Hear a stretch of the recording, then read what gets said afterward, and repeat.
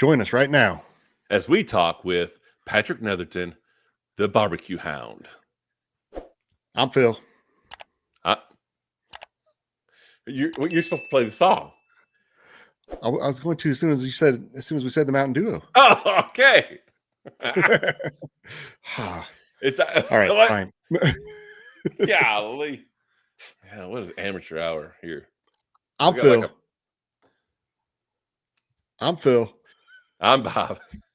And we are the Mountain Duo. They're Bob and Phil, and they are the Mountain Duo.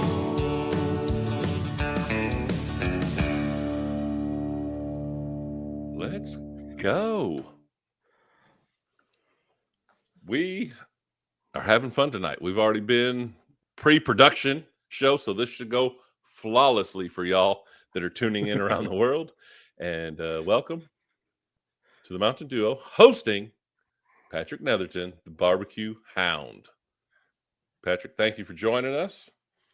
You're welcome. You're welcome. Look, I'm just happy to be part of a well-oiled machine. You know, yes. my stuff it's like watching the Clampetts come to Beverly Hillbillies. You know, it's just the truck's falling apart. So I'm just happy to be here with a couple of professionals. Yes.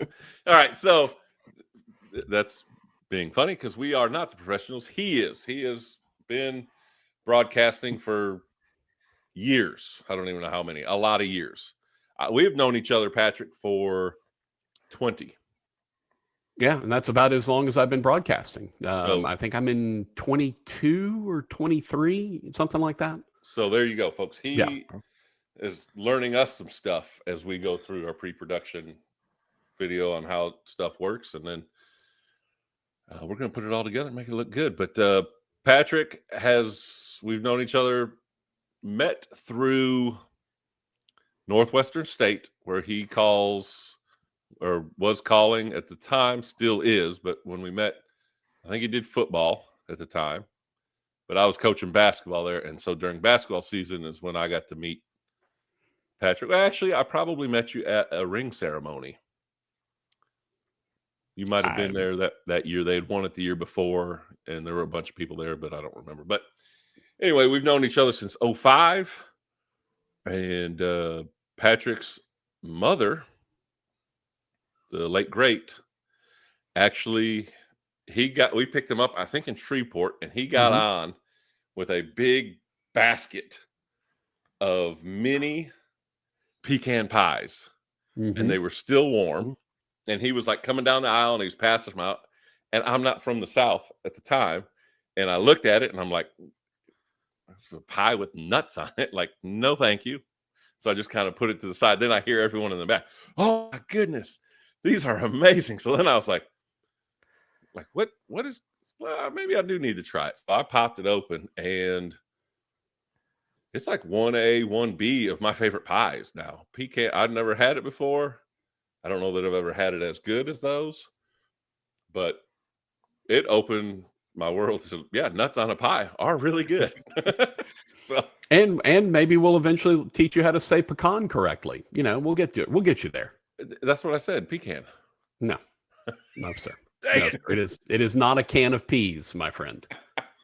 That's what you keep under the bed at night, right? Correct. Yeah. Just in case. That's right.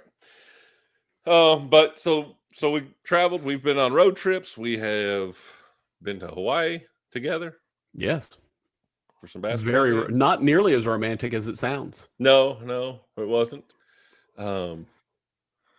Patrick Netherton called a game where the officials missed a point, or actually added a point that the free throw missed. Yes. And I was at home because we were at one of Phil and I's best friends. We were in his wedding, so I didn't get to go on that trip. And I'm listening. We're sitting in my dad's office listening to the live stream. Yeah. And you're calling the score, and I'm like, wait, something's wrong. Like, the score he's calling is wrong. And then, because you said they missed the free throw, and then as you're going through the next deal, I'm like, that score's not wrong. Then they, I don't know, played a couple possessions, and then they finally went to go look at it and realized that they did miss it, but decided that they couldn't Yeah. Administratively, they weren't allowed to change it, even though technically they were. They didn't know that. So it was just a big snafu. Yeah. Big deal. But so. And by the way, lost by a point in double overtime. Ooh, yeah. Against Iowa State. Iowa State, correct. So it'd have been a big. Yeah, it'd been a big deal. I mean, we had a lot of big wins that year. But Patrick has now kind of just recently started the Barbecue Hound. He's been the Barbecue Hound for years, but kind of just started. And so we wanted to have him on. He's got a YouTube channel.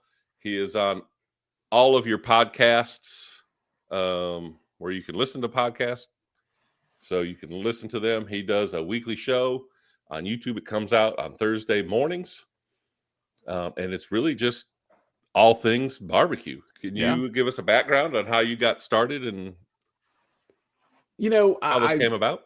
I was not really looking to do a barbecue podcast. I've been in as you mentioned, calling sports at Northwestern down in Louisiana for over 20 years now. And we transitioned from radio to television. Now we do all our games on ESPN Plus. So if you have an ESPN Plus subscription, feel free to go ahead and watch any Northwestern State games. But I'd been doing sports talk radio here locally. I live in Shreveport, Louisiana, up in the northwest corner of the state. And I've been doing sports talk here locally for a long time. Was almost 7 years into the current iteration of my show, the cleverly named Patrick Netherton Show. And I kind of just was kind of getting tired of it. I am not as massive of a sports fan as people probably would believe I was, like Bob. Didn't believe that I was as much of a sport. It's one of those things. For me, sports was a vocation, not necessarily an avocation. And so I love calling games. That's my favorite thing to do. I love being there in the moment, telling you about the storylines going into a game. I just don't necessarily care about watching other sports that are going on, unless it's something that has to do with what I'm dealing with. So when I did sports talk radio, it was natural I would watch a lot of different sports to keep up. Mm-hmm. But then I just kind of got tired of it. I said, you know what, let me find something new to do. And now look at everybody that's in media that doesn't do radio or television anymore. They do podcasts, right? So I decided, you know what, let me get on this train that left the station 7 years ago when everyone was getting into podcasting. So I decided, let me start a podcast. What am I going to do to be different? Let's do a barbecue podcast. I have a certification as a judge. I have a very real love of barbecue.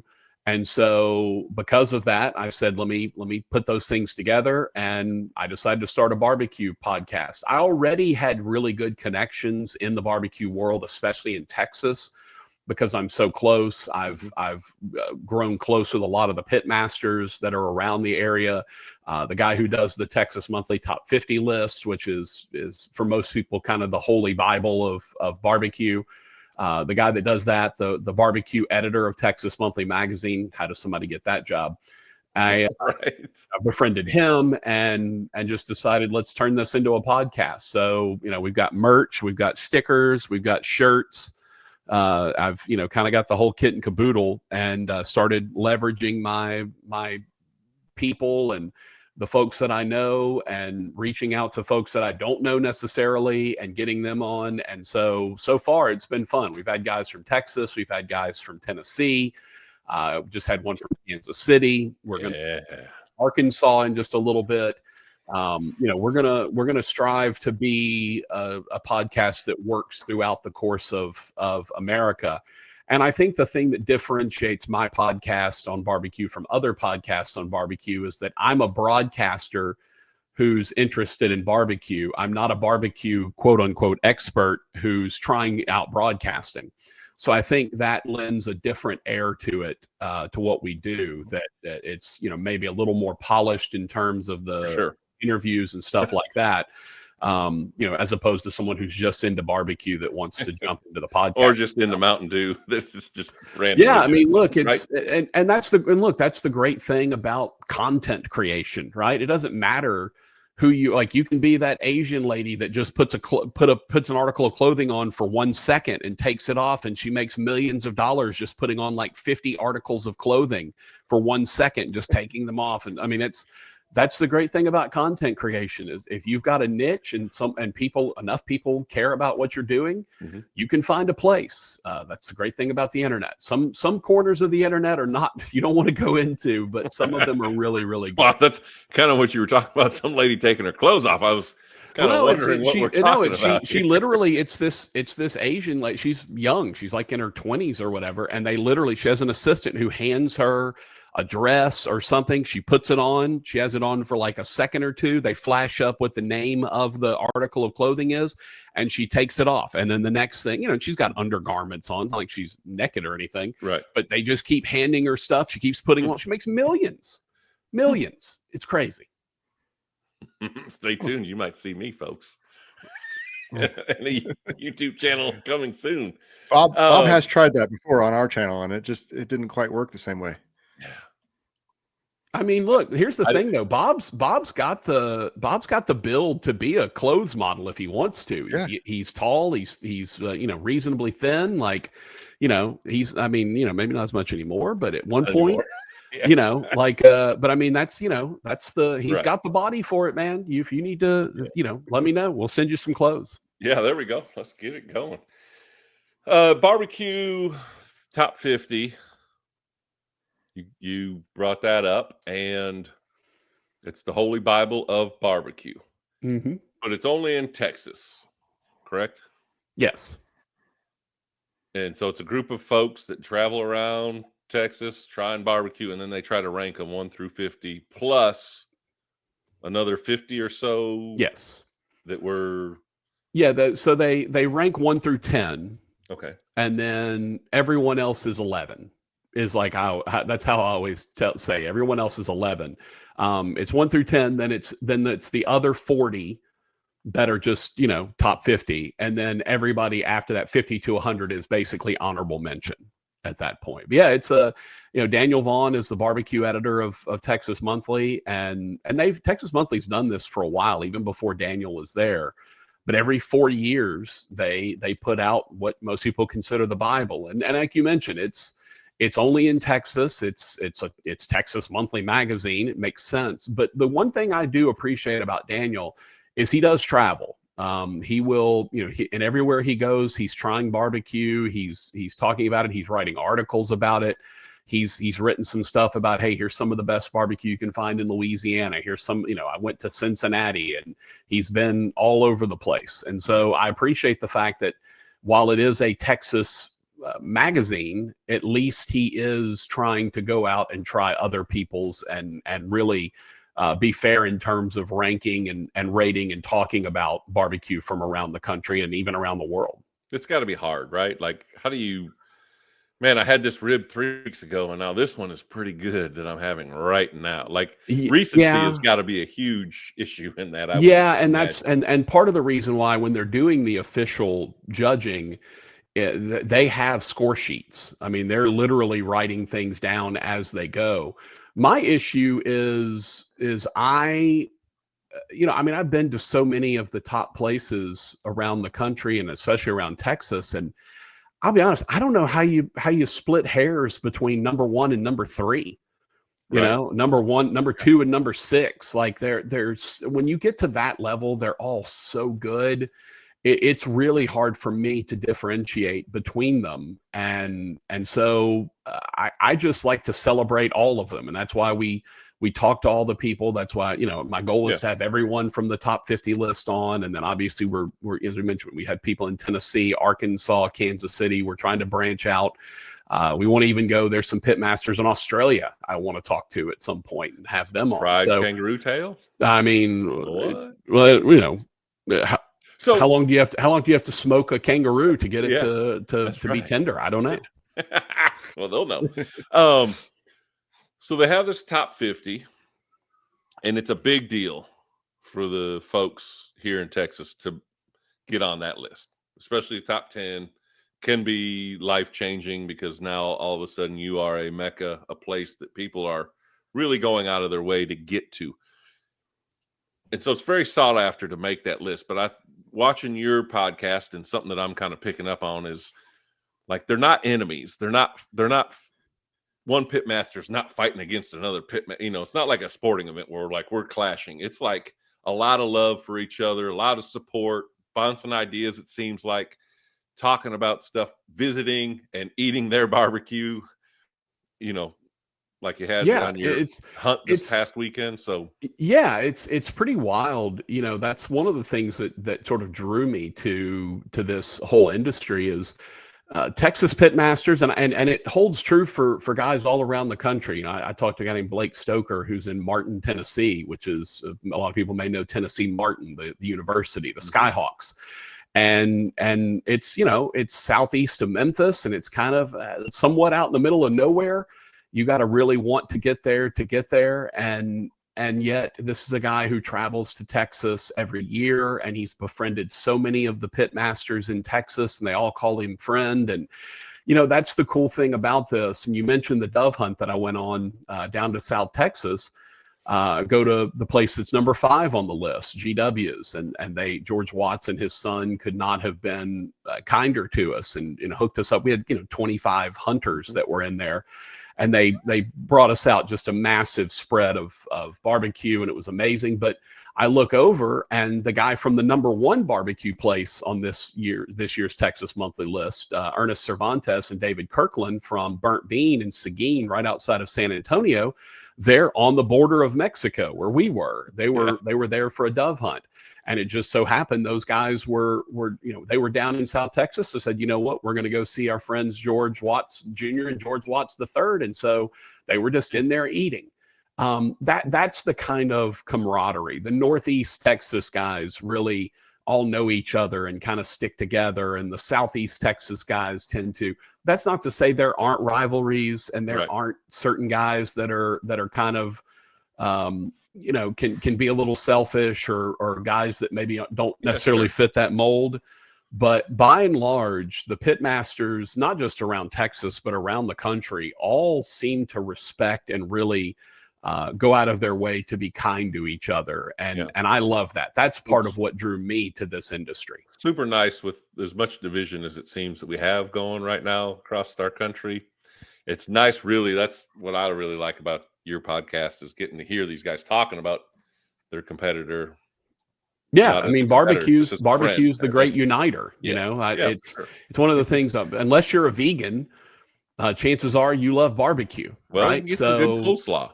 I mean, you can get your good coleslaw, or maybe get you some mac and cheese. Yeah, beans. Although a lot of times, if you're going to have beans at a barbecue place, there's probably going to be some beef in there somewhere. Yeah. So yeah, I mean, it's unless you're just an avowed vegetarian, chances are you probably have had some barbecue somewhere that you really enjoyed. And look, food in that way is the same way, right? Whether your cuisine is sushi, you love having sushi wherever you go, or you're Mexican or whatever your cuisine of choice, food and breaking bread with your friends and family or whatever, that's part of kind of, to me, Americana. And so to have barbecue as a linchpin for those guys to get together, but also for you to be able to get together with other folks, that to me, that's part of what really makes this country great. Yeah. And so with that, being friends with Patrick for so long, and he kind of alluded to it, that he's been in this barbecue world for years, but when they go on a road trip and the football team is playing somewhere, he somehow gets all the media team and they all find a barbecue spot and they go there and they all sit down and they basically are building their own top 50. I don't know. But it seems like everywhere they go, and it's also visiting team, or not visiting. You're the visiting team. Mm-hmm. I think you get some of their broadcasts and media folks, SIDs, maybe to come join you. It seems like. I mean, like I said, it's one of those things. It's a great uniter, right? Like if I go to Beaumont, I know the SIDs and the broadcast crew or whatever, chances are we're probably gonna have a meal together. And whether that's barbecue or not, who's to say? We try to go have barbecue, especially if we're on road trips in Texas. If your road trip is taking you to Cincinnati, chances are you're not going to a barbecue place. You're hopefully not eating Skyline chili. What? Hope they're not a sponsor. It's dog meat on spaghetti. No, that's the thing. You go into so many different places, and it really is a great way to unite. As I like to say, we may not win the road game, but we're always going to win the road trip. There you go. I like that. Phil, you have something in common with Patrick. That's right. That y'all both have your Casey. That's what I'm talking about. Yeah, mine's right back over. Mine's right back over here. Judge. Yeah, that's what I love to see. Yeah. So you should know. You should know better than most what's going on. Yes. It's been a long time since I went through my certification, though. So, and I haven't judged anything for a very long time. Yeah. But yeah, I actually, with as far as barbecue, years ago, man, probably. Well, it was before I had kids, and my son's 14, so it was before that. There was a publication here in Colorado that put out a top 12 barbecue list, and so a buddy that I worked with, him and I decided there's 12 of them. Once a month, let's go to one of those barbecue places. Yeah, easy can be. Yeah, and I actually you realized one was on the western slope, and you're like, ah, dang it. Yeah, people started asking us about them, so I wrote like a little blog post about each one that we went to, and then people were like, "Oh, you could start a barbecue blog," and I kind of did. Like I wrote 12 posts, and that was it. But but what's funny about it though is now all 12 of those barbecue places are gone, except for the one, which was the one that I ranked last and said I would never go back. So that's the only one that's still around. Yeah. Don't trust his judgment then, folks. That's the way it goes sometimes. Yeah, it is funny because the business of barbecue is such that it's, especially nowadays, the prices being what they are, beef is so high right now. The barbecue folks, especially in Texas, where brisket is king, and beef ribs, a lot of beef centric barbecue in Texas, and the price of beef is such that it's almost impossible for these guys. Their brisket is now $30+ a pound. It's just insane. So any place that if you're not doing really well and you don't have that really strong business coming in and patronage coming in, it can be really tough right now for these guys in barbecue. It's a really rough business with very low margins right now. Yeah, to me, it kind of seems like a lot of the places are almost a mom and pop. It's so and so's barbecue or so and so's pit. Or whatever. It's not like we do have some chains. Yeah. Do any of those chains ever, are they considered on the top 50 at all? Yes, they are considered. No, it would be exceptionally rare for one of them to make the list, just because there's such limitations in working a chain. I mean, like every time I've been to Rudy's, which is a chain barbecue place, like it's a fine meal, right? It's not anything that I'm going to get upset about, but I'm not going to try to compare it to Franklin Barbecue in Austin or any of the places in the Goldie's in Dallas and those type of places. But if it's somewhere I got to get sit down and eat, then yeah, I can get through a meal at some of those places. But you just don't have the craftsmanship that goes along with a place that's either run by a pit master, to like Goldie's in Fort Worth was 4 guys that all came from different places. I think a couple of them came from Franklin Barbecue in Austin, and for those that know, Aaron Franklin's really the guy that started the craft barbecue renaissance now 15-20 years ago. So it's, when you look at those those guys, there's such a level of dedication and craft that's associated with what they do, that you just can't have that when you're bringing in your ingredients from, you're shipping in your ingredients from somewhere else, and your sauces are already pre-made. Like, I don't know what all those chains do, but it's just really hard to be able to keep a high quality when you're trying to put that kind of volume forward. Okay, yeah, then that makes sense that quality would be different. Phil has been here a couple trips, and we have been to Hard 8, which is a chain, Heim, which is a chain. It wasn't a chain until very recently. Well, I mean, they expanded. It's now closed, so it's not here anymore. But yeah, they expanded, and like a place like Heim to me is not really a chain because it's not a corporate entity. It's it's Travis Heim wanting to open up a second location somewhere else. Now he eventually did get bought out by someone else, but when he opened that second location, it was with the intent of just, hey, let's open up a second location, let's have somewhere to go. To me, those aren't chains. Chains are the ones that are sort of corporately owned, where they're franchising out their locations to various people. Gotcha. And so, and look, I'll say this for Heim, still arguably the best single bite of barbecue I've ever had in my entire life was at Heim in Fort Worth with the pork belly burn ends. I mean, they're ridiculous. And I'm sure Phil and I had them. But this was before I knew that you were calling that the best bite you've ever had in barbecue. So I did not, because I'm from Kansas City, so burn ends is king. Unfortunately, in Kansas City, burn ends are not nearly as good as they think they are. I mean, compared to some of the burn ends you can get in Texas, and even there's a guy here in Louisiana, just an hour away from here, that's doing burn ends that'll knock your socks off. There with all kind of craft burn ends that he does. So yeah, it's unfortunately for Kansas City, anyway. It's not. Yeah, it's the birthplace of burn ends, but I'm just not sure they do them that well.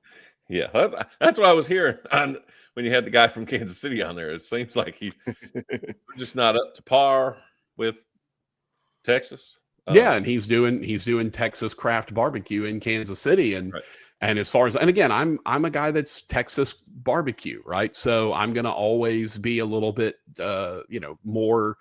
I'm going to be a little more judgmental towards the non-Texas barbecue places because I'm going to be comparing it to those. What are the different areas, cities, types of barbecue that are kind of the mainstream?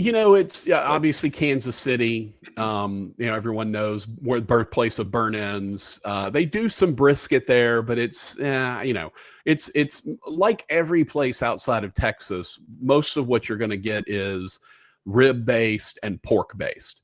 Right. So, if you go to Kansas City, yes, they do have burn ends, which for those that don't know, they cube the fatty portion of the brisket and then they sauce it and then put it back in the smoker for a length of time. So it continues to melt that fat that's in there.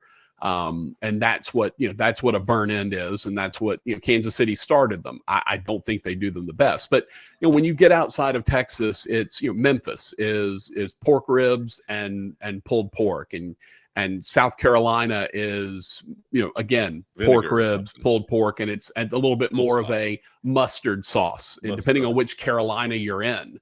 Right. Depending on that. Then you go to Atlanta or you go to Alabama and it's chicken with the white sauce, the Alabama white sauce. So really? Yeah. And I've never heard of that.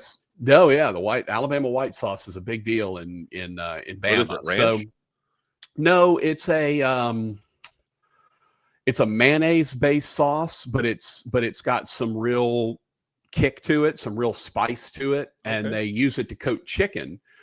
And look, it's one of those kind of acquired tastes, but I enjoyed it. I went there a little early. I was hitting 3 places on the day in Alabama and Tuscaloosa. So I went to Big Bob Gibson's, who's the guy that is, allegedly the originator of the Alabama white sauce. I did chicken with and I was at like 10 in the morning, and that's just too early for spicy sauce on a chicken, to be honest with you. But I did it because I was then hitting 2 places in Tuscaloosa on the way to leave town. So to leave the state. But yeah, Memphis is more of a sweet barbecue sauce. Texas has a little bit of everything, but they're more brisket and beef forward. Kansas City, again, a little bit more of the vinegar style of sauce, the gold sauce in the Carolinas.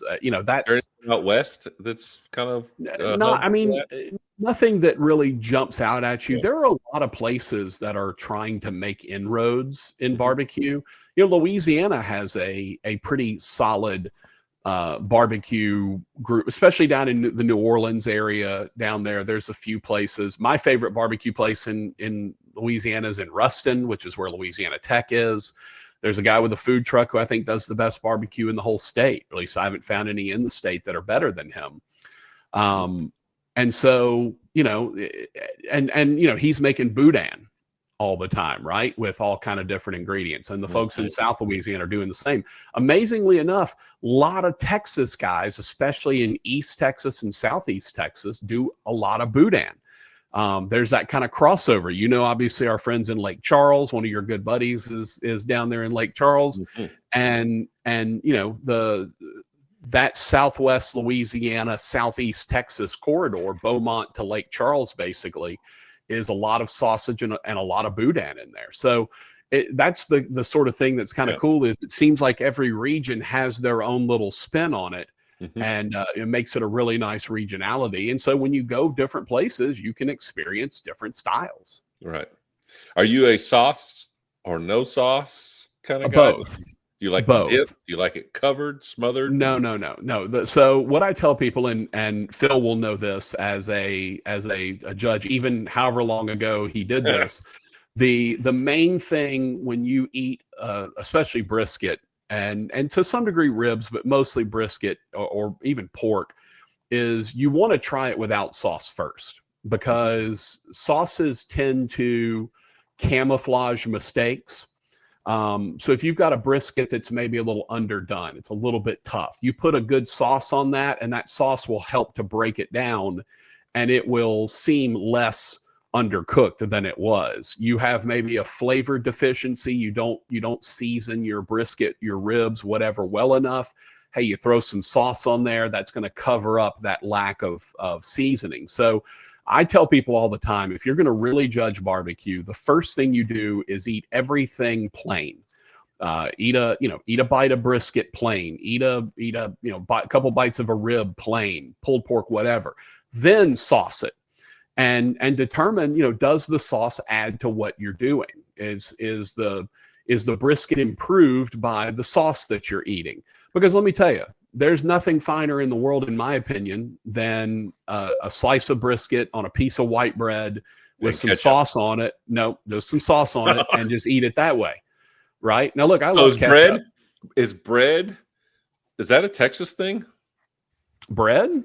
No, I believe they have bread everywhere in the world. No, but with barbecue, I'm pretty sure. I don't think bread is only in Texas. I don't remember in Kansas City growing up, but like you go to Rudy's or you go to one of these places, and they say, "How many slices of bread do you want?" Here in Texas. I don't remember that in Kansas City. Is that? Well, I mean, you think about it, Bob. What are you going to put bread with in a Kansas City platter? Yeah, you know what I'm saying? Like, because brisket's not the thing. Brisket's not the thing in Kansas City. Yeah. Now you can order it, and they have places that do it. Like I think Joe's in Kansas City does a pretty solid brisket. It's more like roast beef. It's really, really thin, but I still think it's pretty tasty. But you're not, unless you're going to do like a burnt in sandwich, which they give you on a bun as opposed to just a slice of bread. Unless you're in a place that is very brisket centric, that's the best thing to put. You slice a brisket on a slice of bread, sauce on top of it, fold it over and eat it. I mean, that's one of the best things you can possibly consume. So I mean, to me, bread is one of those deals that is great. And then if you've got a sauce that you really like, hey, don't be afraid. Just sop that bread up in that sauce and eat it just straight up, man. It works as a spoon. Ain't nothing wrong with that. No. Yeah. If you spend enough money at Rudy's, you come out on a to-go deal. You come out and you get home and they gave me 3 loaves of bread. Yeah, no, it's. I didn't even know anything about bread. We had one. As a matter of fact, when we went to South Texas, and went to GW's, which was the number 5 place on the last Texas Monthly list. We ordered. They had what they called the Rio Grande platter, and obviously we were in the Rio Grande Valley, right on the border, and the Rio Grande platter was, 2 pounds of brisket, 2 pounds of ribs, 2 pounds of pork, like 6 sides or whatever. And they just brought it out with a whole loaf of bread and just plopped it down on the table and said, y'all get after it. And it was delightful. I like me a side of pickles and onions. Pickles, onions, always good. A lot of times, a lot of places will do pickled onions. They give you the red onions that are pickled. Yeah. I'm not a big onion guy, so I tend to stay away from those. But I love some pickles. And let me tell you something. If you and again, Phil will know this from competition. A couple of different ways you cleanse your palate between bites. Obviously, crackers are really good for that. But for me personally, I will take a pickle to cleanse my palate in a heartbeat. That vinegar, sharp vinegar, will really cleanse you. Yeah, the problem you run into with bread is it can also, like, it does to me, it doesn't cut through as well as I want to when I'm judging, because if you get a slice of brisket that's real spicy or real sweet or whatever, you want to get that out of your palate before you judge the next thing. Or the next thing is, because I've had a couple where you get a slice of brisket, it's so spicy, it just blows your palate out. And then the next 3 slices of brisket just taste spicy. Yeah. Even though they're not. So, that's why you need to be careful when you're judging that, I always say, keep little pickles on hand. That's my favorite way to cleanse the palate. Also, those pickles help with heartburn too. You don't get heartburn from the spicy stuff. I did not know that. Sometimes here I am just chugging Prevacid every other day, and could have been drinking pickle juice. Yeah, that's all I'll do. If I get heartburn real bad someday, I'll just take a little shot of pickle juice, and about 10 minutes later, it's all gone. Okay. There you go. Homeopathic recipes. Golly. I mean, we already know you love your green juice, so it just makes sense, right? That's true. It fits right in. So, speaking of mixing flavors, and what do you drink when you're eating barbecue? Water? So Milk? I'm a Diet Coke guy. Mm-hmm. And the funny thing is, Diet Coke actually acts a lot like pickles when it comes to cleansing the palate because of the really sharp carbonation that's involved. If you eat something that's either really spicy or really sweet or whatever, you get a good Diet Coke swig in there, and it will cut a lot of that out. But I'm just a Diet Coke guy anyway. Right. It's Diet Coke or water for me. When you're judging, they typically have you stick to water. Because that's a very neutral thing. Mm-hmm. But when I'm eating barbecue, it's a Diet Coke. I'm gonna have that sucker next to me. That really sharp carbonation really does it for me and helps me to be able to judge effectively. I've always said that Mountain Dew makes spicy food like spicier to me. Yeah, and exacerbates it. I don't know why or what, but if I'm eating spicy like Mexican food and I have a Mountain Dew, it like intensifies that sting to my tongue, and I'm just like, I don't know. It's not... I mean, I can see that. I mean, it's already citrus, right? And so if you're putting something spicy and you're waking up that palate, you're waking up those taste buds, and they're kind of on fire. And then you add citrus. It'd be the same thing as if you just squeezed a bunch of lemon in your mouth after you ate something spicy. You know what I mean? It's gonna inflame what's already inflamed. So it makes sense that would work that way. Yeah. Okay. Right on. Boy, I got a lot of questions. For both of y'all, since y'all are judges. Why are ribs not cooked, fall off the bone when they're judged? It needs to have a little bit of bite and stick to it. When everyone likes it, fall off the bone. That should be the way it is.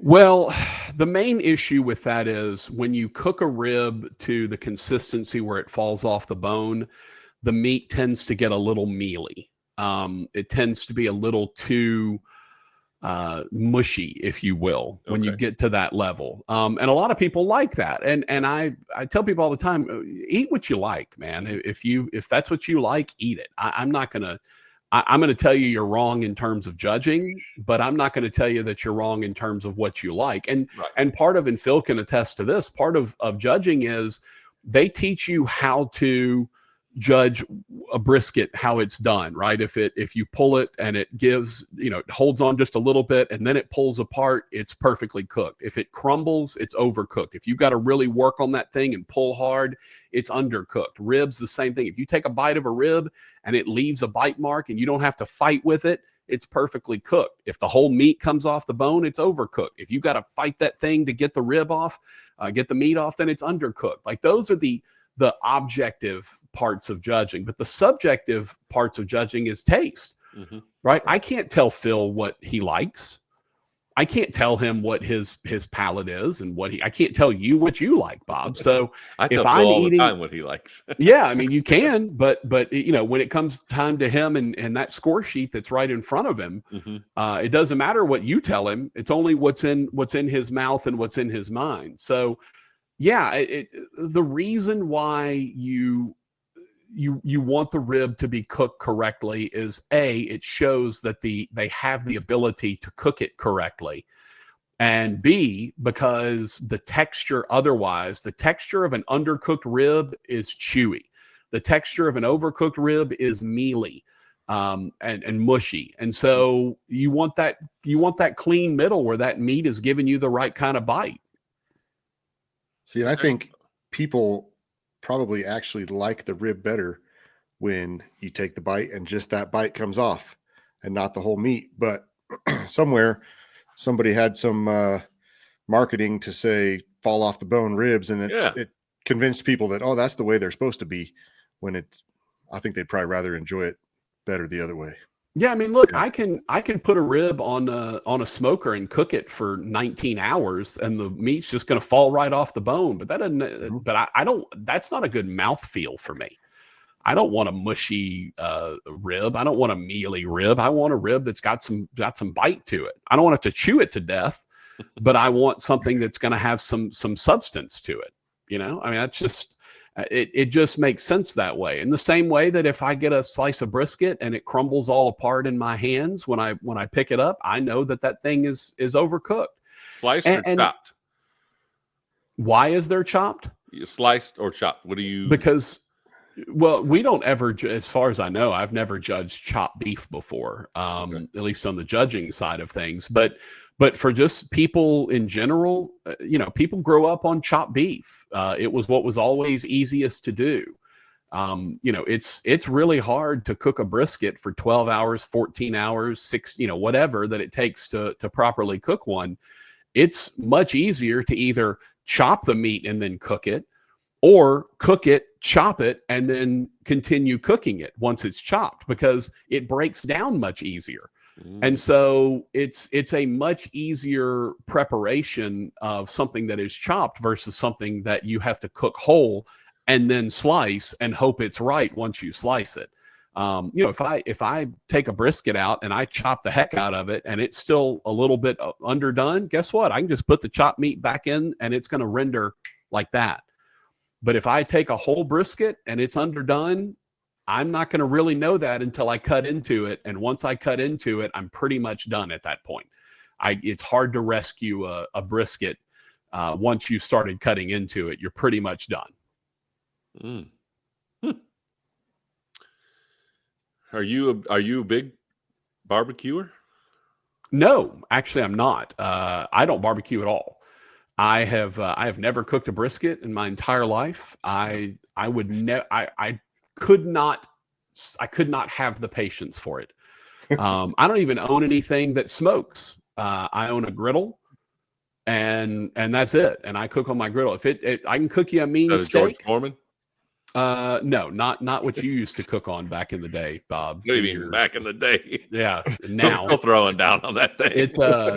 I mean, and look, the George Foreman is basically a griddle, yes, but no, I've got a Blackstone like that I keep out on the porch that I don't cook on enough.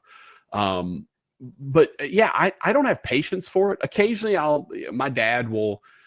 I'll go up to his house. He has a big green egg, or down at his camp, he's got a smoker.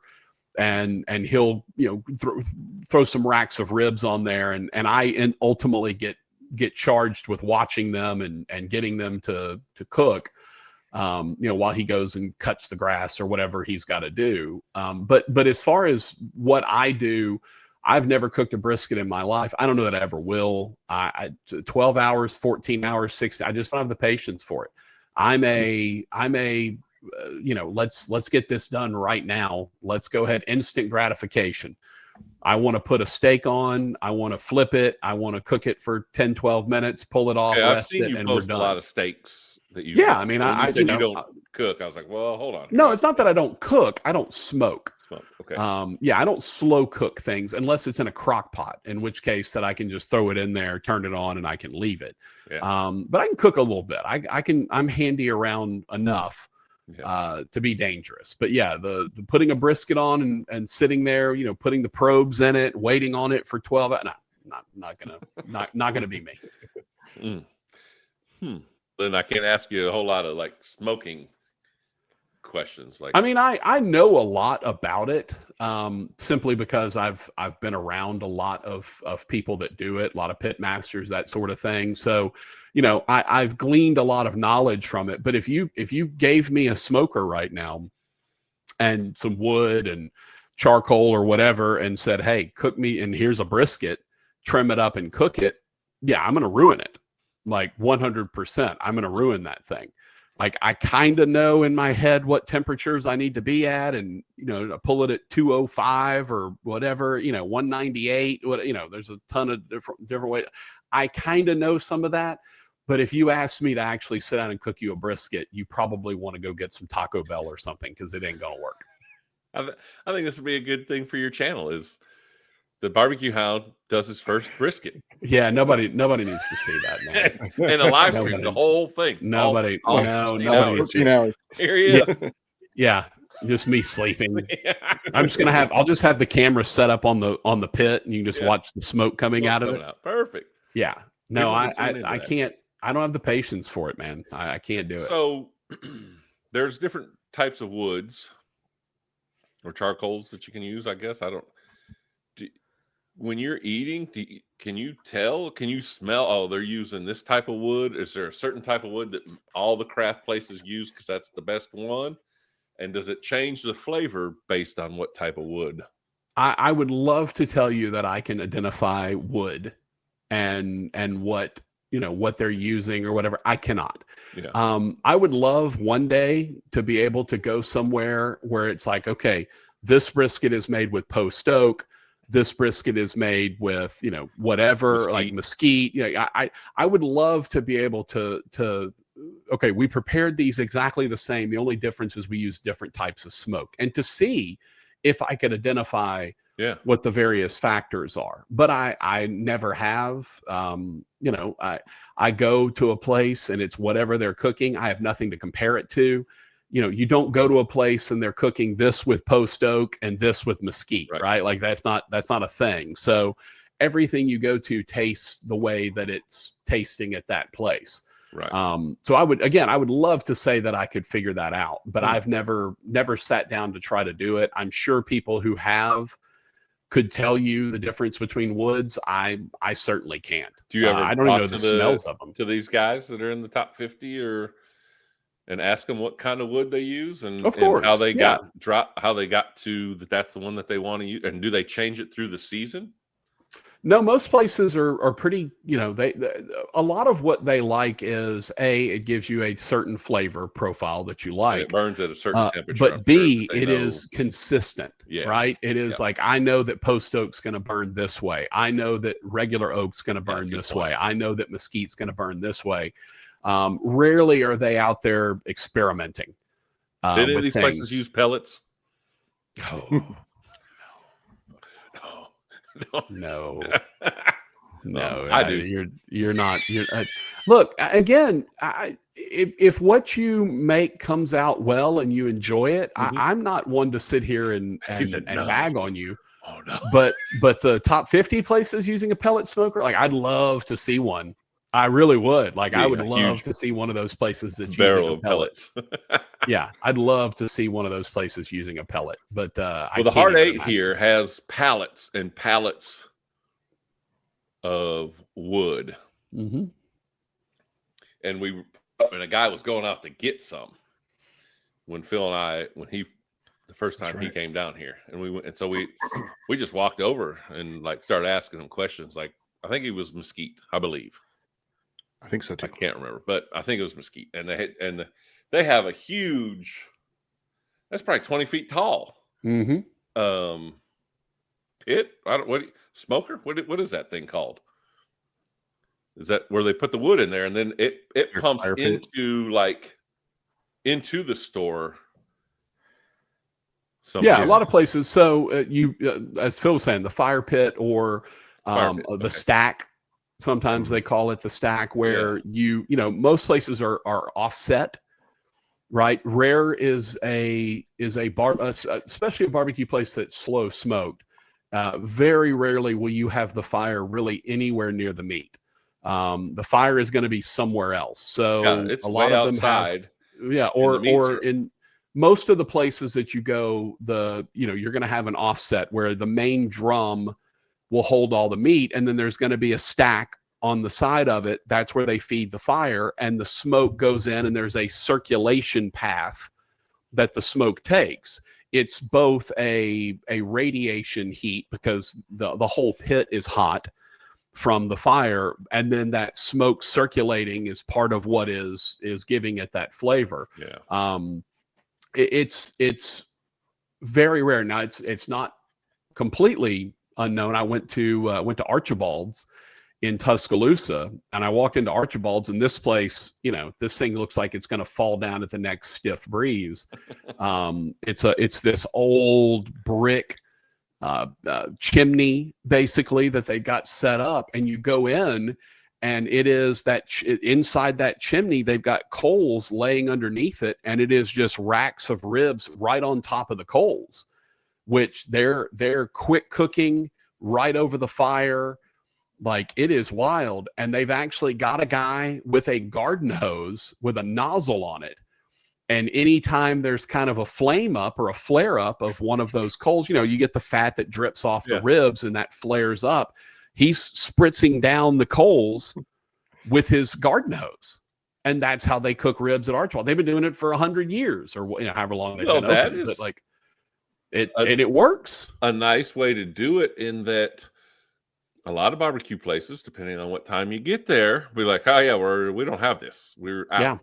Yeah. But if you can quick cook some ribs, that means it's pretty much always on the menu. Yeah. No, they I'm assuming that when they get done is when they just run out of meat. Yeah. Because they're sitting in there, and I'll be honest with you, it was wild to watch, because it's the guy who's behind the counter. What do you want? How many, whatever. And he's like, hold on. And he's spraying down the fire. It's the craziest thing I've seen. We got a flare up over here. Yeah, he literally just turns around with and they stick the hose on top of they've got the hose stuck on the front of the grate. They just, I've never seen anything like it. Folks, before we go any further, we should have brought this up a long time ago, but the QR code on Patrick's, up there, I can't ever point because I'm a point. No, I'm the worst at pointing. And then I don't know which direction I'm going. But you scan that, and it takes you to his links, all the podcasts, YouTube. You can get to it, and he does a super cool thing that they call the smoke at the end of every one of his broadcasts, where you can call, you can text in, you can email in, and you can comment on any of the social media. And the smoke is the basically where the fans bring the smoke to the show, and they kind of go over their comments and questions and that stuff, and you can be part of the show that way. They season it up for us. Yeah, there you go. Perfect. So it's a really neat deal. But sorry, we should have brought that up at the jump start of this, because now we're 30 minutes in. Here I am talking about how your level of professionalism and how amazing it is, and then you don't even give my QR code a single shout out. I got too excited. What kind of organization are we running? Well, exactly. This is it. If it can go wrong, it's going wrong here. I think one of the neat things about barbecue is, and it was something that when I moved to Louisiana and it got to football season, I moved, 2 weeks before Katrina. So in August, I moved to Natchitoches, and the hurricane came through, and we lost some power in Natchitoches, but obviously the devastation was down south. But football season started, and like the weekend before the first game, we share the the Prather Coliseum, I'm not there anymore. Prather Coliseum shares a parking lot with, which was the practice football field, which has hookups for RVs. Well, like the week before, these RVs started showing up and parking along their tailgating spots. And so I was like, oh, that's nice of the school that they let people that are just traveling, swing on in. Sure. It's an stay RV a night park. or two. I was like, what hospitality, Southern hospitality. I tell you what, I didn't know they were there for football a week later. So those campers, were all there and they're all set up. And then as the week goes on, more and more show up, and it's pretty packed by Thursday night. And game Saturday, right? Well, we have practice Saturday morning, and we come out of the gym and open that door, and the smell, which is, I think, one of the best parts of barbecue, is not only in the restaurant or, if someone in your neighborhood lights up a grill, like, doesn't everyone just like perk up a little bit? Like, where is that? Except the vegans. Except for those people. But you know what I mean? I think that's one of the nice things. Like, when I stepped out of there, I was like, holy smokes, what is this? Well, it's funny. I was telling you before we got recording that I was talking with a guy from Nacogdoches, Texas, East Texas, and which is the sister city of Natchitoches, where you were talking about Prather Coliseum and all that. And I was mentioning to him during the interview that when you do barbecue is so much more than just eating meat. It is sort of a cornucopia for your senses, in terms of there is a smell that is associated with barbecue. There is a look that is, when the pit master puts together that platter for you, and it's got all that stuff lined up just right, and it's all glowing and glazed and glistening, just amazing, right? So the smoke rings, the taste, obviously you get to the taste at some point, but it is a feast for your eyes. It is a feast for your nose. It is a feast for your mouth. And then, for me, in my belly, the atmosphere, right? The camaraderie that's involved, of all these people that are together eating this one product from this one place. So it is, for me, a 5 cents, just absolute buffet. And I make sure that, of course, we always like to joke the camera eats first, right? Like, that's, we always take the picture of the food and everything before we eat, but that's part of the visual aspect of it. So that's part of the reason that I love barbecue so much, because there's a lot of places you walk into a restaurant, there's not necessarily a smell to it. There's not necessarily a place that you go to Mueller's down in right outside of Austin. And you walk into that place, and there is literally, people put their business cards on the wall, and the pit is inside the restaurant. So the smoke actually circulates around the walls. And so the walls are black.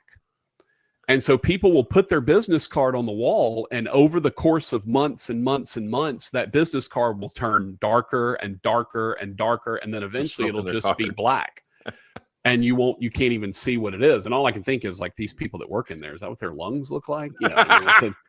Right. But that's the thing, right? It is a visual medium. It is an auditory medium. It is an olfactory medium. And then, of course, eventually it is going to be in your mouth, and you're going to taste it. And that's the big payoff. But I love the entirety of the pageantry of barbecue. It's part of what I really enjoy about it. To tell you the truth, maybe thinking about it, one of the best bites of barbecue that I ever had was made by Jermaine Spencer outside the back of our locker room on one of those big old deals. I don't know how he did it, but he would put brushed barbecue sauce on it, and the layers, it got like a 1/4 inch thick. Yeah. But it wasn't like pick it up and it just falls off. It stayed on there, and it was. I mean, that's how bark is formed, right? Yeah. I mean, bark is not made on a piece of brisket because of if you put a piece of brisket you put a big brisket in a smoker, it's not necessarily going to form a bark. That bark is formed from seasonings and from what you're adding to it. Rub and a right, and the same thing with ribs, right? You put some ribs on a pit, and yeah, they're going to get some kind of a crust depending on how you do it. But what is that really going to be? How good is that going to be? That's dependent on what you do to it as you go along. And then, as you mentioned, right, you put a little bit of sauce on it. Guess what? That's going to glaze over, and that's going to harden a bit. Then you put some more, and you can build that crust. Yeah, I had never had anything like that. And he made it for film one night, and he's like, I'm going to cook for y'all. I was like, man, this is amazing. Yeah. My eyes were opened. I was like, what? Man, how do you do that? But man, I don't know. We had a whole list of questions, and I have it on a computer screen here, but it is so small, and my eyes are old. Phil, what did we miss? You got to do it quick because we're professional. Let's see. Mountain Dew. We got to bring it into Mountain Dew. Sure, we do. We have a lot of citrus flavors of Mountain Dew, and we've reviewed probably over 75 different Mountain Dew flavors, which most people don't know that there are that many or have been that many. I definitely don't know that. And so, is there a certain, I guess my first thought was if you used a cherry wood to smoke, a cherry drink might pair with it. Yeah, but see, I would think you'd want the opposite. Do something different, right? Like, apple. To me, if you're going to have something, and one of the things that we note in barbecue these days is a lot of it tends to be sweet, and almost annoyingly so. I'm one of those guys where I'm one of those guys. I love a good tang, but I'm one of those guys where I want a little of everything in my palate, right? I want you to hit the salty. I want you to hit the sweet. I want you to hit the bitter. I want you to hit the umami. Like, I want all of that in a bite if I can get it. And so to me, when I'm pairing things, I want something that's going to be complementary. If you had a let's say a really sweet rib and you paired that with a really sweet drink, well, that's all that your palate's going to get. Sweet. Right. So you need to have that balance. So if you got that Coke is good for correct. So if you get a sweet rib, you want something that's maybe a little bit more acidic that will cut through that. Right. Or if you get, as you said, a tangy rib, then something that is more on the sweet side would probably complement that. So I think it's important to, when you're kind of pairing things, to make sure that you're getting complementary flavors. You're not adding to the main flavor that already exists. Makes sense. Yeah. What fruit or fruits do you think would pair well? And we can kind of maybe think of some drinks that Mountain Dew makes. Well, I'll tell you this. I was mentioning the guy that's in over in Ruston, where Louisiana Tech is, and he does a bacon burnt end, which is a pork belly burnt end. He does a bacon burnt end, and he does it with a blueberry gastrique. And it's basically a blueberry syrup, for lack of a better word. And when you eat it, and I was talking about that balance of flavors. Well, you think about it. What's the overall theme or flavor you think of when you think of bacon? Right? Bacon. It's salt. Oh, salty. Bacon's always salty. Right. Yeah. So he adds an element of sweet to it. So when you go to eat that bacon burnt end, the first thing you get is sweet. And so you're catching that blueberry, and as I'm eating it, I'm going, oh man, this is too sweet. Like it's one note.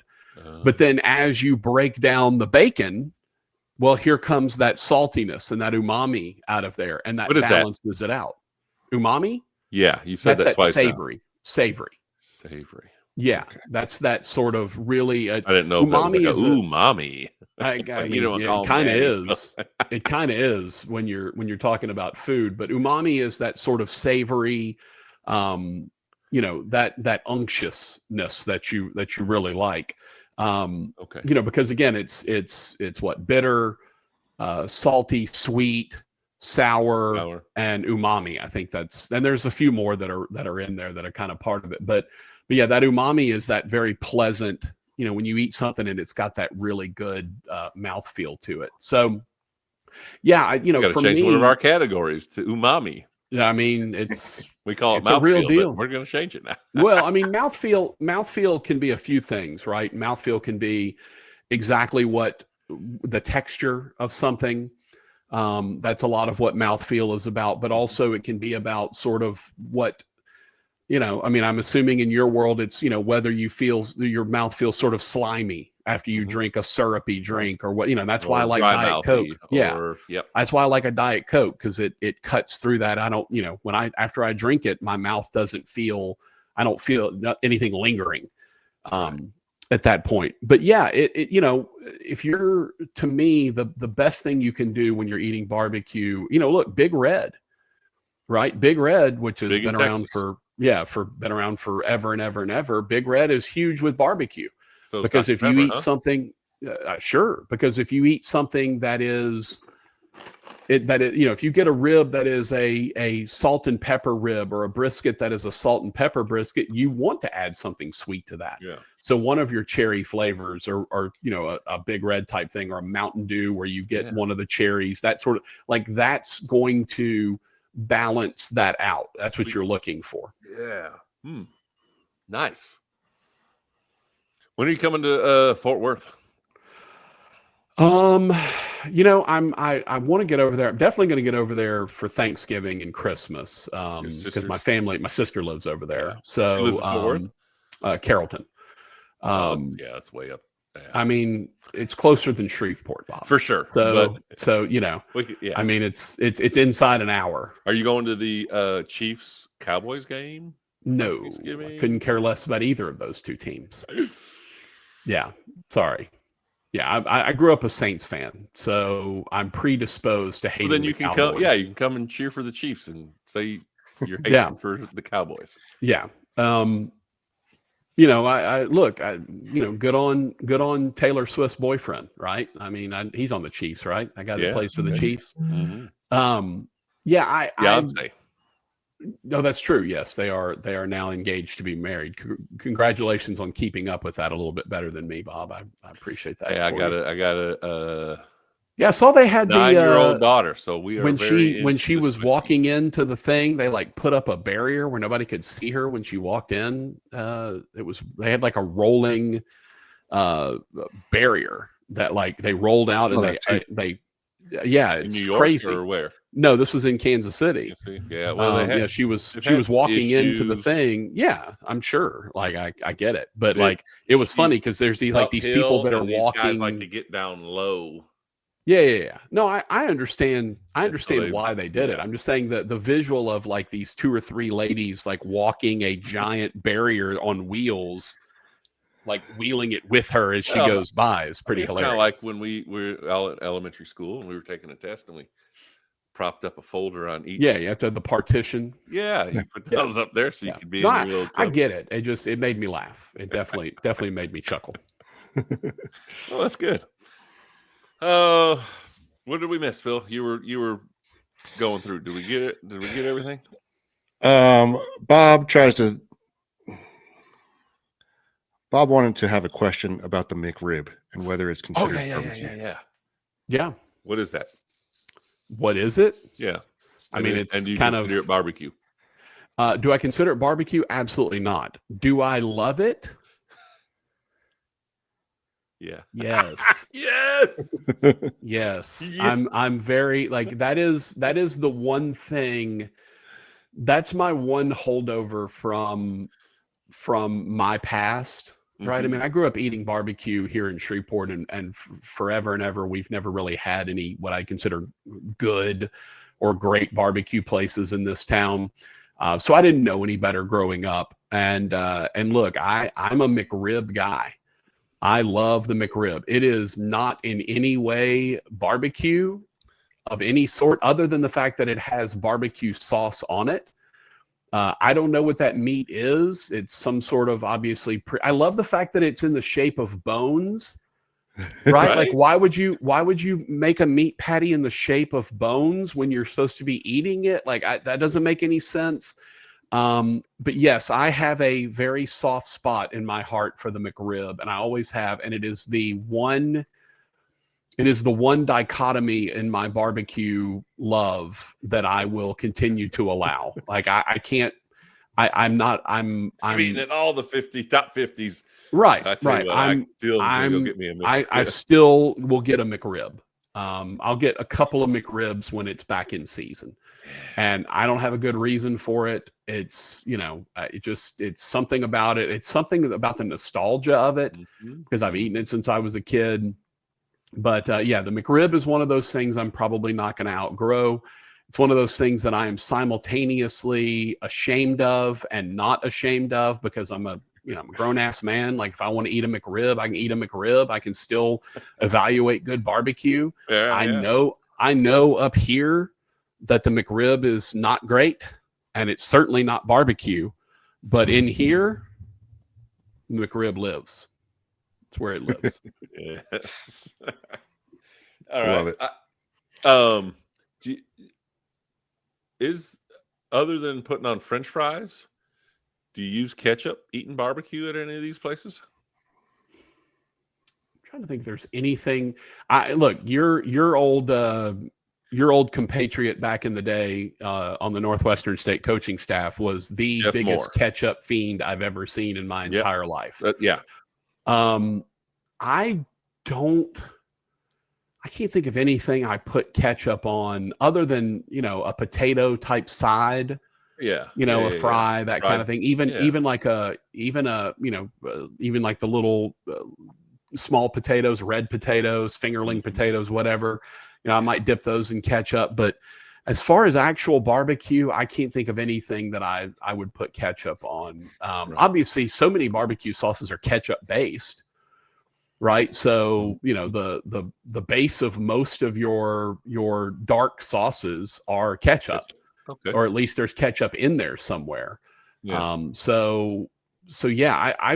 love ketchup. I'm one of those, you show me a tomato and I'm like, no, thank you. Get that tomato away from me. But you show me ketchup or salsa or something, we're bringing it on. I'm one of those people. No ketchup for barbecue itself for me. I don't need any of that. All right. You talked about your best barbecue bite. What would be your best non-barbecue bite at one of these barbecue places? Ooh, that's tough. Because most of them are doing barbecue. It would be desserts usually, right? Like a good banana pudding. Ooh. In my mind is really hard to beat. We need a banana Mountain Dew. Ooh, there you go. Yeah, get on that. A nice yellow drink. There's not enough yellow drinks out there, right? What is there? Mellow yellow, and it's like tea, and I think that's about all. Or a lemonade. That's about all you got in terms of yellow drinks. Mm-hmm. I think most of the non-barbecue bites you're going to get in a restaurant are going to be some sort of dessert. A good pecan pie. I judged an event here locally, and it was part of it was a barbecue event, and part of it was a dessert event. And for whatever reason, I got to judge all of it. And so I was there. I was judging brisket. I was judging ribs. I was judging chicken. And then I was also judging desserts. So I left really full and somewhat miserable. But that's like a good dessert at a barbecue place. If there's someone that does it right, a lot of them do really good, dulce de leches or custard type things. Like I said, banana puddings are very common, especially in Texas. Pecan pie, not to be confused with pecan pie. Pecan pie is very common. And some of those places just go completely berserk with their desserts. Even do like a bread pudding? Sure. Yeah. Plenty of places. A lot of places will do a smoked bread pudding. And that's got a pretty solid. Now, I had a smoked bread pudding at this competition in Shreveport, and it tasted like you were eating charcoal because it was very clearly over smoked, and it just literally tasted. It was so bitter and just it tasted like eating ash. So, not that I've eaten a lot of ash, but that's what it tasted like. Just eating the ashes right out of the pit, and so.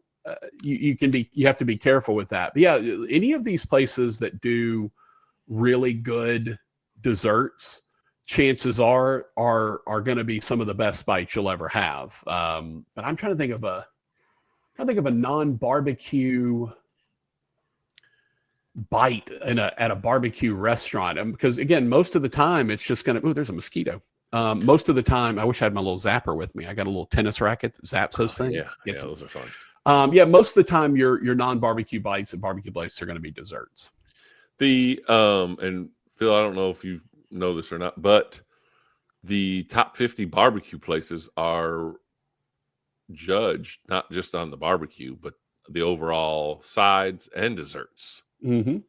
So that all goes into who makes that top. Yeah, 10. and that can be a major differentiating factor, right? If one place has really good brisket, most of these places are going to do brisket really well, and they're going to do ribs really well, but maybe this potato salad is a little over the top, or maybe they have something that's a little different from everywhere else that gives them a little advantage. Mm-hmm. It's the entirety of their menu that gets judged. And so if there's something that's a little bit different and is really good, chances are that is going to elevate that place over something that has a similar type of proteins. So there you go. You got to be good at it all, not just throwing down some meats. Yeah. Well, Texas Trinity is not enough. One time I smoked a turkey for Thanksgiving, and I had some baked beans that I cooked underneath the turkey and let the Caught the drippings. Yep. Yes. And after Thanksgiving, a bunch of family members were kind of in the family group text, were texting about the beans and how good they were. And my wife replied to try to say why they were so good, but her phone auto-corrected and said that the beans had turkey droppings. Mm-hmm. Mm-hmm. Yeah, I saw that coming. Yeah. So now whenever we have get-togethers, my family always asks, "Hey, will you make some of those beans with the turkey droppings?" The turkey dropping beans. Yeah, I mean, look, it's my favorite place near here is Riverport in Jefferson, Texas, and their beans are the best I've ever had anywhere. And it's there's brisket in them, and he sweetens them up a little bit, and they've got a tang to them, like they hit everything. And so, I mean, you've got to have the ability to do more than just brisket, ribs, and sausage if you're going to be and that place has been twice on the Texas Monthly Top 50 list. So if you're going to be on that list, you better be able to do some stuff better than just the Trinity. It's every 4 years. Yes. And it just came out when? When's the last time? February, March of this year. And the guy from California, the professor, he's already been to all of them? Yeah, he did it in less than a month. Which actually this year's list is much more doable than the ones in years past, because there's nothing. No, I've not done all 50. I've been hamstrung a bit because of my work, and then I had some personal stuff over the last couple of years that kind of prevented me from getting out there. My goal is to do all 50 on this year's list. And it comes out every 4 years. So I've got 4 years to get that accomplished. I'm already 8 or 9 in. Well, you just did 4 in one weekend. Correct. Yeah. Well, I did 3 in one weekend. Okay. 2 in the Rio Grande Valley, and then 1 in Sinton, just south of Corpus. But that's the great thing, right? Is you go to Dallas and you're knocking out 5, and you go to Houston and you're knocking out 5, 6. You go to Austin and you're knocking out 5, 6, 7. You spend a couple of days in each of those towns, and you're going to make some headway. Is Whitfield's in Austin? Are they on that list at all? I don't think so. That's Casey Studdard's place. Okay.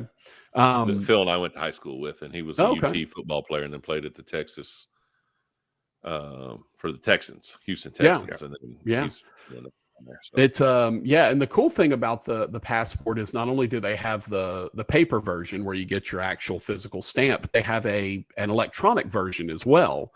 If you download the Texas Monthly Barbecue app, they do legit stamps. They do basically, when you go into each place, they've got a QR code. And so I don't know how much you'll be able to see it, but I've got my stamps from all of my different places that I've been to. Nice. Since I got there, and I go, just you scan the QR code and you got your digital stamp. So even if you don't have the actual physical book, which I have, that comes in the issue of Texas Monthly that has the list in it, even if you don't have one of those, you can at least go and scan the QR code and get your stamps that way. Nice. Is it always on an odd year? If they do it's every 4 years, right? So whatever that equates to. COVID messed that up, and they were like, no, because it was 21. So they were able to kind of work around COVID. You know, they got to all the places. And how many lists have there been? I have no idea. I know it goes back past 2000. Oh, okay. So they started it. They started it in the 1900s. You know, way back then. Yeah. Sometime. I'm not 100% sure when. And the list has evolved. You know, it's He gone started from, it as like his top 10 or top. Yeah, I don't know what it started as, but it's, you know, now has gotten to top 50 plus 50, and there may be a point where it's top 100. Is there because a place there's just that you so many nominate? Places? No, place, or how do they find all these? No, places? they know. Huh. They know every barbecue place there is, and That's they go crazy. throughout the course of. And look, Daniel Vaughn is always traveling. You know, he's always on the road. You look around and he's posted on his Instagram. You know, he went to 5 places in East Texas. He was at Stanley's yesterday or the day before or whatever in Tyler. So he's always going, and then he shows up in places you never heard of before. You know, mom and pop shops and roadside stands or whatever. Like that dude is prolific in his ability to go and find places. And then when driving by down this country road, I saw some smoke coming from the back. This guy's backyard. Here I am eating some ribs with him. You know, that's kind of what he does in terms of you know. I mean, it's obviously got to be places that are recognized and have, you know, somewhat of a reputable business. But he's definitely a guy that's going to go and find those places, which is remarkable. Look, you know, part of me would love the job of barbecue editor for Texas Monthly Magazine, and part of me would dread it because, you know, I don't know that I'd want to eat that much barbecue, right? Like it's one of those things where it's great when you do. And the real problem is when he goes to 3 or 4, 5 places in a day, you know, he's eating a slice of brisket here, 1 rib there. I can't do that. I don't have that sort of self-control. Like, I'm going to eat 3, 4 slices of brisket, and I'm going to eat 4 ribs, and I'm going to eat, you know, 1 whole sausage. Yeah. And then I'm going to go to the next place and not want to eat anything. So, you know, I don't know how he has that level of self-control. I also don't know how. I mean, he's a big dude, but I don't know how he's not 500 pounds. I don't get it. I don't understand.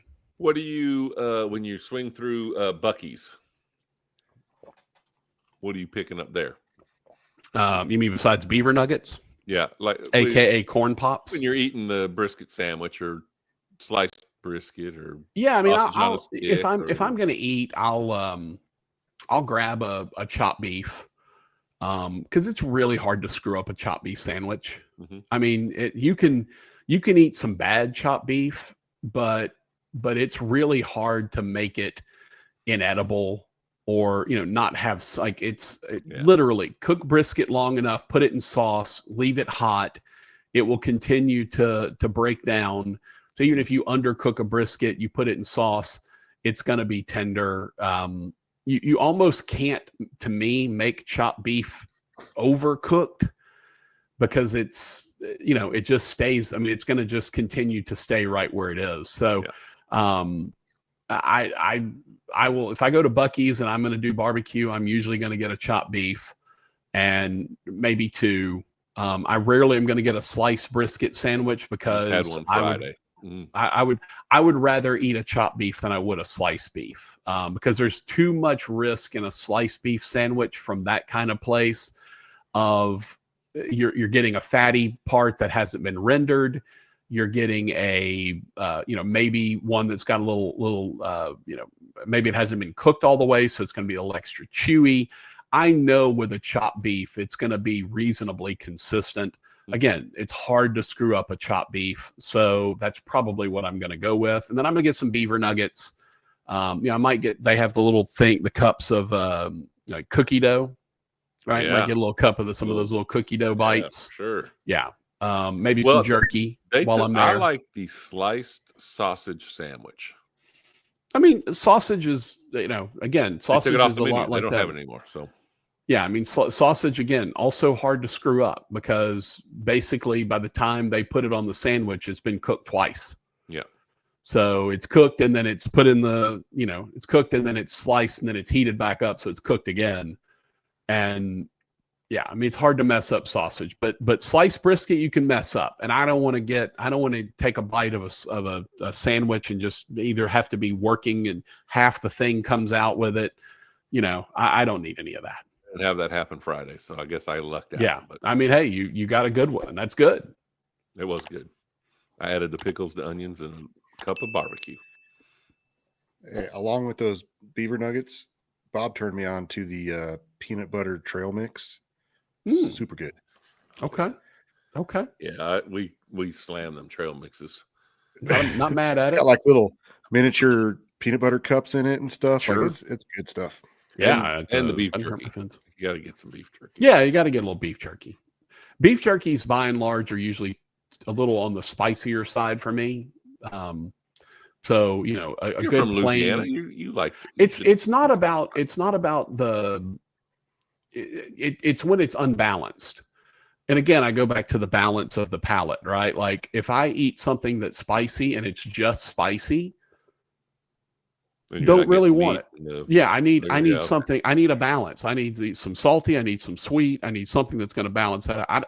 That's why I don't eat, blazing hot wings. Because I don't want to eat hot just for the sake of eating hot, right? I don't want to eat spicy just for the sake of eating spicy. I want a balance there. Yeah, and so a buffalo wing, if you put just regular kind of a mild or a medium buffalo sauce on it, you're going to get a little kick of that spice, but you're also going to get some of that umami. The blue cheese will give you a little hint of that sweetness and a little of that sour. Like you're going to get all of that when you do it. So it's to me, everything that I eat, I want it to balance me in some way. See, folks, that is the kind of professionalism you will get from the Barbecue Hound over on the Barbecue Hound YouTube channel. And it's so professional that I compared barbecue to a colonoscopy in my latest interview. So stay tuned for that. Yes, I can't wait. Thursday morning. But yeah. So please get over there, hit that QR code right there. It takes you to what's the name of that page that it takes you to? RSS page. Yeah.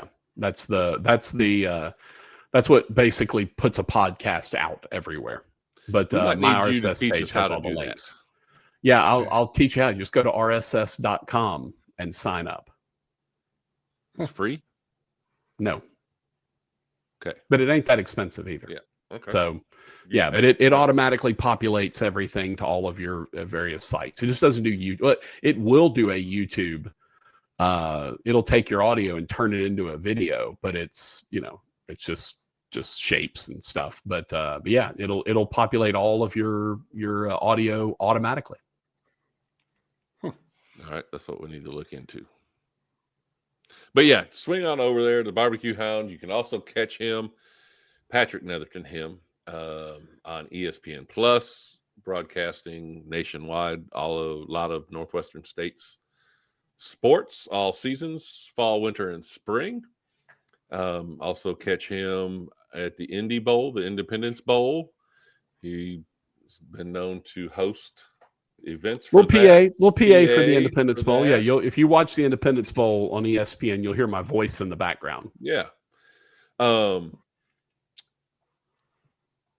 And if you close your eyes, I think, and you hear Vice President J.D. Vance talking,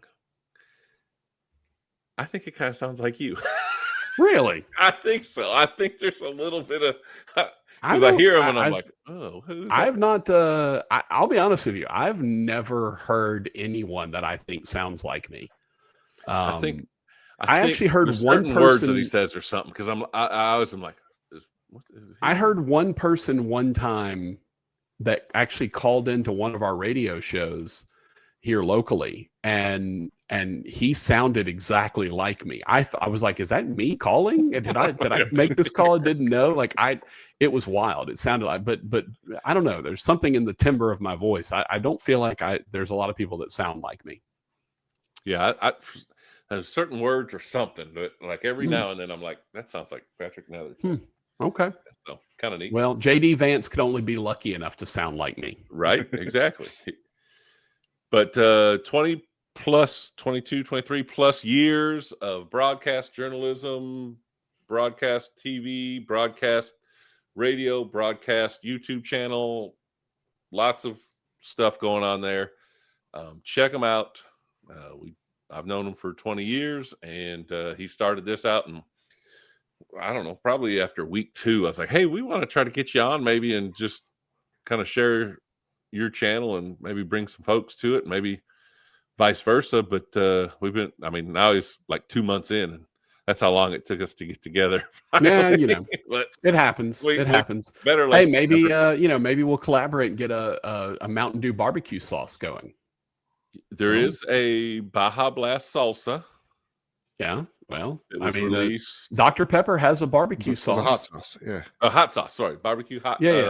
Baja Blast hot sauce. Yeah, I mean, look, Dr. Pepper has a barbecue sauce. Who's to say you couldn't add a little of that Mountain Dew citrus in there? Yeah, I just Diet Coke. What about Diet Pepsi? Do most barbecue places, are they Pepsi or Coke? In or the do you South, bring like a bottle from a gas station and you in the South, most of them are Coke. We're seeing a lot of them recently that are doing away with Diet Coke entirely and just going to Coke Zero, which, I mean, I'll drink Coke Zero if I have to. I'd prefer not to. That carbonation in Diet Coke is what I'm looking for. That crisp, that bite, that burn is what I like in the Diet Coke. I think Coke Zero has more carbonation because every time I drink a Zero, I have got the burps like crazy, and maybe it's not from the carbonation. I assume it is, but that sounds like a you problem, Bob, more than anything else. Yeah, that's part of it. Oh man, if Mountain Dew made a barbecue flavored Mountain Dew, would you try it? Sure.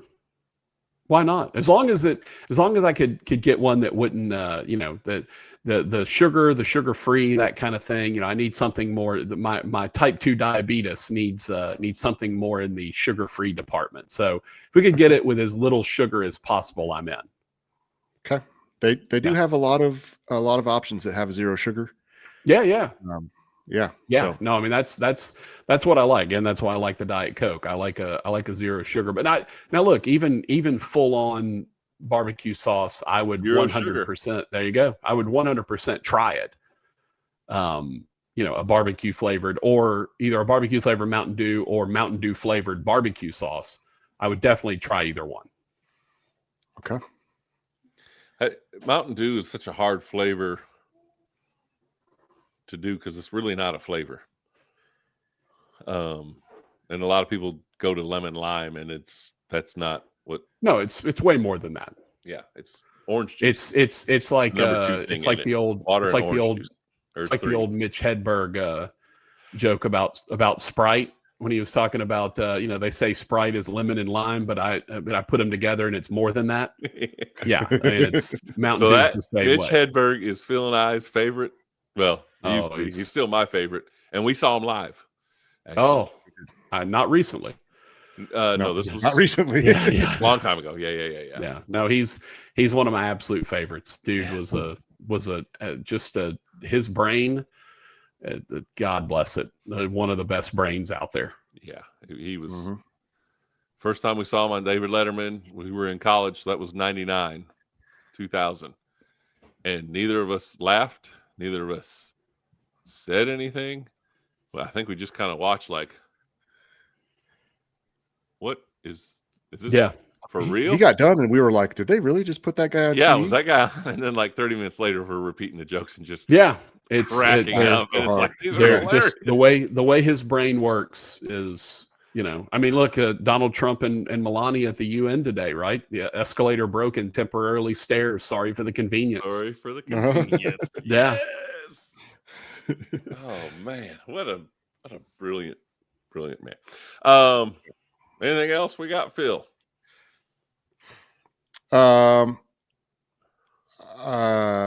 Okay, so there's been places who have the Impossible Burger. It's not meat. Are there any barbecue places out there that are doing a barbecue cauliflower brisket, not meat? There probably are. I don't know of them. None of those make, again, we're talking list. Yeah, well, we're talking about like the vegan options on some of the the vegan options on some of these places. It's I don't know what you could do. I actually did a quote unquote blind taste test on my old radio show between the Impossible Whopper and a regular Whopper, and it was just from sight alone you could tell which one was which, because the Impossible Whopper looked perfect. Yeah. And the regular Whopper looked like ground beef that had been formed into a patty and then cooked. But I mean, there are definitely ways to do it, right? You can smoke almost anything. If you wanted to smoke cauliflower, you could certainly smoke cauliflower, and you could smoke, there's plenty of things to do. I mean, they make pretend meats out of a lot of things, right? The tofus and the all kind of different things that they amalgams of things. So yeah, I'm sure they could do it. I have not heard of any barbecue places that are doing that. I have heard of some places, obviously not in Texas, but around that brag about how they cook nothing but vegan, and you wouldn't know that it was nothing but vegan. And I'm sure they're right. But you know what? I still want a cow. Me too. Mm-hmm. Cow and pig, hard to beat. Mm-hmm. Mm-hmm. I don't know how to make my font bigger on this side screen. I've got our text up here, but it's like tiny. I think we kind of hit most everything. Sauce, no sauce. The rib off the bone, top 50.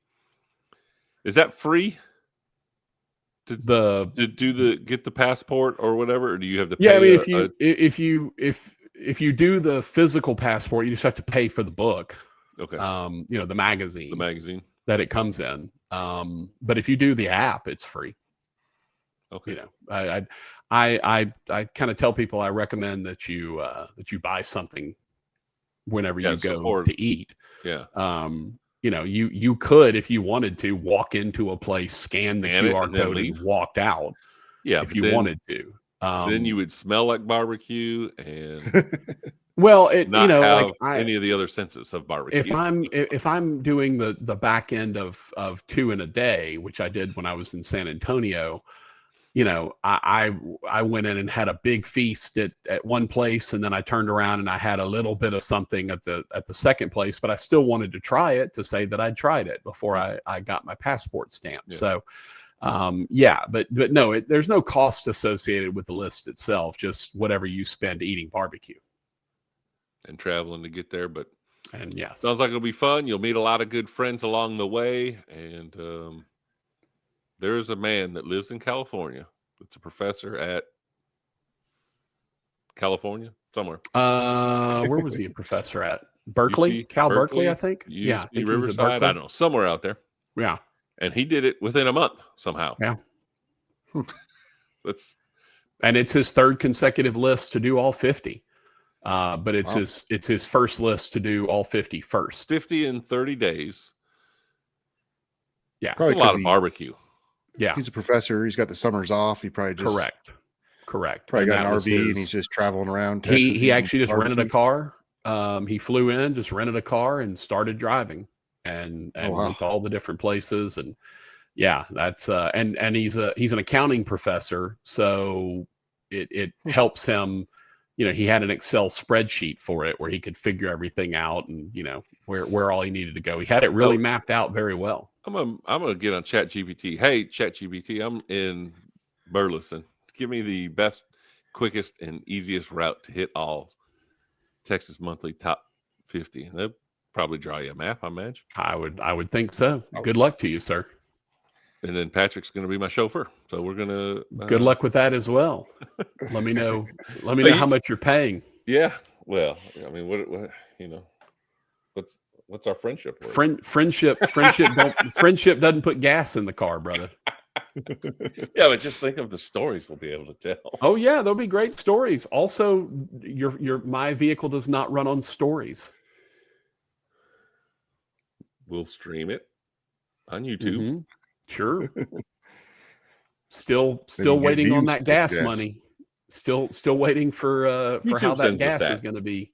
Nothing says putting petrol in your vehicle like 1,000 views on YouTube. Right. Oh man. Well, we've had plenty of videos. We've had plenty of videos with 1,000 views, and none of those have resulted in anything for us. So, I know the feeling. But we got to eat. Well, when you're over here, let me know. Maybe we can meet in the middle somewhere. I will holler at you. We'll go. We'll go. Hurtado's? We'll go knock you ever been to Hurtado's? Yeah. Is that good? Because I really liked it. Yes, very good. Okay. And my cousin and I went last March to it, and I was like, man, this is. Yeah, got to meet Brandon Hurtado and chat with him a bit when we were out there. So yeah, nice. High quality dude doing high quality barbecue. Yeah. I need to just your top 10. You'll probably just follow the top 10. I mean, good luck. Fort Worth, but good luck. What two did you go to, Phil, in Dallas? They were almost right across the street from each other. I picked it up the one time, and then I dropped you off the second one.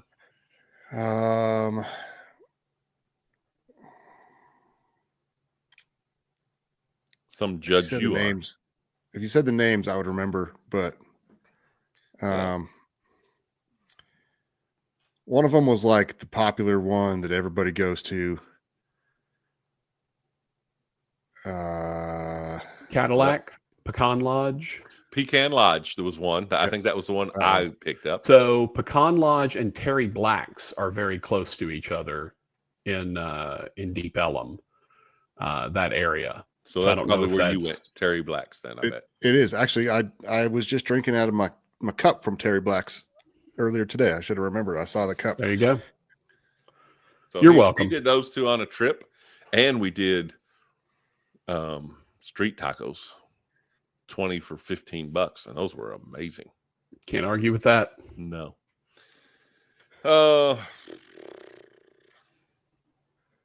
Appreciate you, Patrick, for jumping on here and spending way too long with us, but that's kind of the way our stuff goes. We like to keep it within 10 to 15 minutes. Y'all are hopped up on Mountain Dew, so y'all could talk for 4 or 5 more hours if you needed to.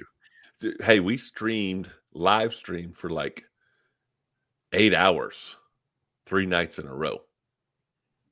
Yes, like starting at like midnight. Yeah, midnight. It was awesome. That's exhausting. That's a lot. Well, I like hearing myself talk. I don't like hearing myself talk that much. So the neat thing about live though is when folks start commenting, because then the time is like, I did do that. I did live for many years. I'm talking to the professional. This is actually new to me, the whole taping something and putting it together and then waiting for people to watch it later. Yeah. Or listen to it later. That's the new one for me. Is there a lot of editing on yours? Or is it pretty much just not a ton? Put in your your little breaks. Put in my intro, put in my open, put in the break, put in the interview, put in the break, put in my outro, and then break to wrap it up. Yep. Yeah. Pretty easy. Yeah. Well, it's a good show. I enjoy it. I look forward to it every week. And we're hoping that y'all will jump on there and enjoy it too. If you made it this far, you owe it to yourself to swing on over there and go check that out. And maybe we'll film something and put it at the beginning of this. Hey, here's his QR code. Swing on over there since we forgot. We dropped the ball, as Trump would say, hugely on that one. And we apologize, but we appreciate you getting on here with us and enjoying a Whataburger. Yeah, I'm definitely gonna check out the podcast, and I can now not wait till lunchtime tomorrow because I'm gonna go find some barbecue. Yeah, it's the real problem with doing this show is it really makes me hungry for barbecue every time I do it. So tomorrow I'm putting it together, but before I upload it, and it's all I'm going to think about is like, where can I go to eat barbecue? So. Yeah, well, I had barbecue yesterday, and now I can't wait till tomorrow to go again. Perfect. Can't argue with it. Smart man. Yes, indeed. That's why I teamed up with him. Keep me looking good. Well, it's that time. All right. Huh? I think it is. Patrick, thank you again so much. And you got something to slam? No, I'm out. Do we do that? All right. I got a little something. Okay. Then I'm Phil. I'm Bob.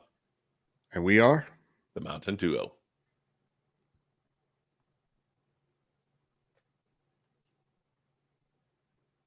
Are you frozen? Did you were frozen. Patrick's frozen. Did you do it? Slam Did you do it? Yeah, there we go. I didn't hear it. You were frozen. Or I was frozen. One. I don't know. We'll never know. All right. Well, I think that's it. Oh, I do have one more thing. What's that? Play me that theme song. Mountain Duo. They'll figure out which dudes are overrated and rave about the flavors that they love. With a ranking scale that's way too complicated. It's Mountain Dew they're connoisseurs of. They'll compare different flavors of Mountain Dew. Make OGs and newbies go toe to toe. They'll tell stories about their crew and share the scores with you. They're Bob and Phil, and they are the